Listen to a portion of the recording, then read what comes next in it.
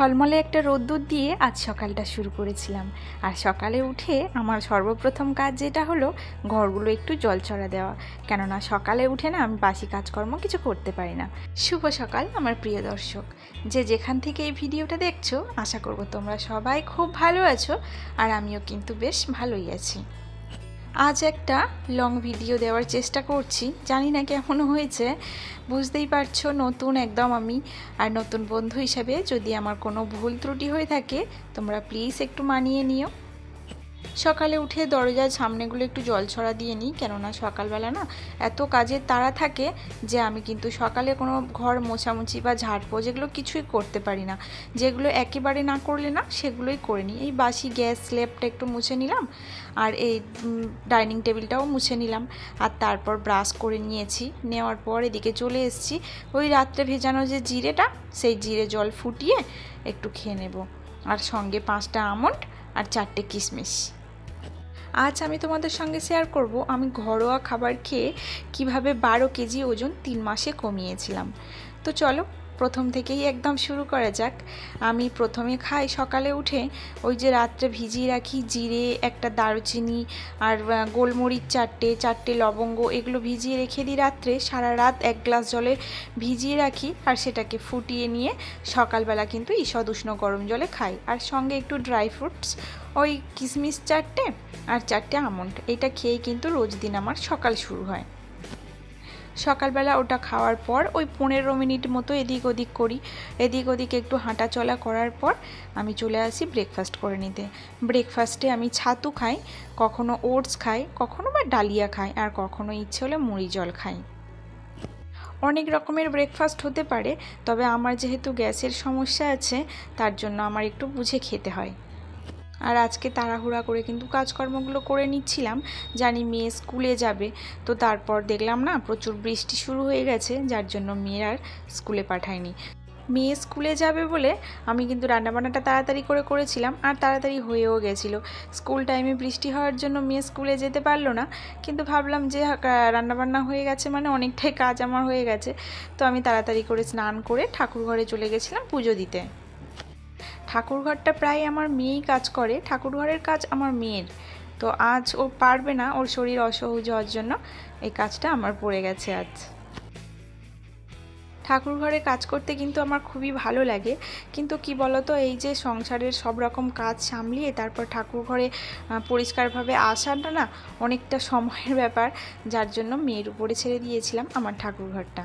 আর ও কিন্তু খুব সুন্দর করে আমার ঠাকুরঘর গুছিয়ে পরিষ্কার পরিচ্ছন্ন করে রাখে। ঠাকুর পুজোটা দিয়ে চলে এসেছি।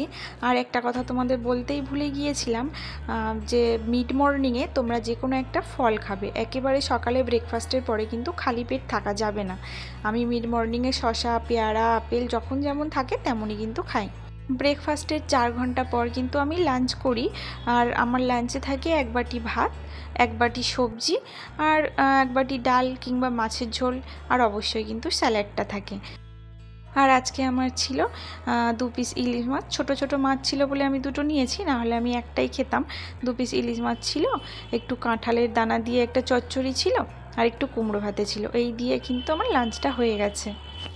লাঞ্চ করার পর একেবারে তোমাদের সঙ্গে দেখা আমার বিকালে। আর বিকালে আমি যে কাজটা সবার আগে করি, রাত্রে যে ডিটক্স ড্রিঙ্কটা আমি খাই, ওই যে মৌরি, 1 চামচ মৌরি 1 গ্লাস জলে ভিজিয়ে রেখে দিই, ওটাকে ফুটিয়ে একটু ঠান্ডা করে ওটাই খেয়ে নিই। আর সঙ্গে একটু চিয়া সিডটা রাত্রে ভিজিয়ে রাখি, ওটা কিন্তু সকালে সারাদিন ধরে একটু একটু করে খাই। আর বিকালে খাওয়ার মধ্যে আমি খাই টক দই, কখনো শশা ছোলা, কখনো বা বাদাম।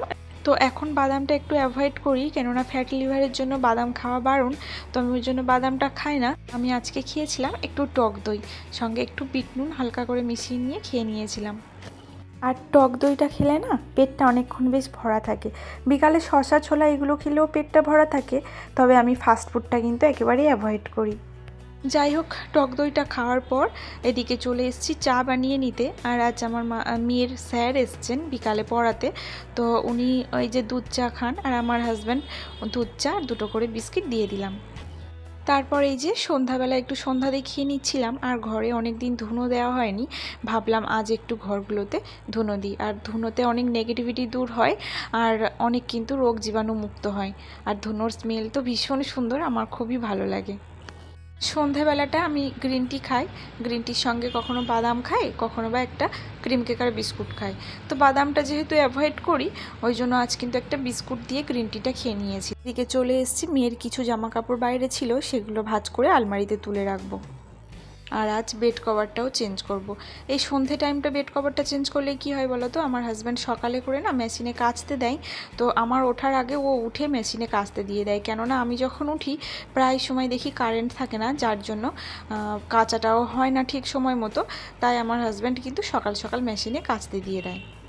নতুন বন্ধু হয়ে তোমাদেরকে একটাই রিকোয়েস্ট করব, এতক্ষণ পর্যন্ত যে সমস্ত বন্ধুরা আমার ভিডিও দেখছো আর আমার পাশে আছো, তারা চাইলে আমার চ্যানেলকে সাবস্ক্রাইব করে আমার এই ছোট্ট পরিবারের সদস্য হয়ে যেতে পারো। আর আমার ভিডিও যদি ভালো লাগে তাহলে একটা করে লাইক কমেন্টস করো। তোমাদের একটা লাইক কমেন্টস কিন্তু আমার ভিডিও করার জন্য অনেকটা উৎসাহ জাগায়। আর এদিকে চলে এসেছি রাত্রে ডিনারটা বানিয়ে নিতে। রাত্রে ডিনারে আজ বানাবো ডালিয়া। ডিনারে ডালিয়া যেহেতু বানাবো, ডালিয়ার সঙ্গে ডিম সিদ্ধ একটা খাই আমি। তো আমার মেয়ে ডিম সিদ্ধটা খেতে ভালোবাসতো, কিন্তু ওর অ্যালার্জির জন্য ডিম সিদ্ধটা দেবো না। তাই ওর একটা পছন্দের জিনিস এই যে ব্যাট পাঁপড়গুলো, এগুলোই ভাজা ও ডালিয়ার সঙ্গে খেয়ে নেবে। আমার মেয়ে যেহেতু ডিম ভালোবাসতো, সেহেতু কিন্তু আমি ডিমটা অ্যাভয়েড করি বেশিরভাগ সময়। কিন্তু আজকে একেবারেই শুধু শুধু ডালিয়া না, মানে শুধু ডাল আর ডালিয়া দিয়েই ডালিয়াটা বানাচ্ছি। সবজি ছিল অনেক রকমের, কিন্তু আমার মেয়ে কোনো সবজি খেতে চায় না, যার জন্য কিন্তু এই ডালিয়া শুধু ডাল আর ডালিয়া দিয়েই বানাতে হয়।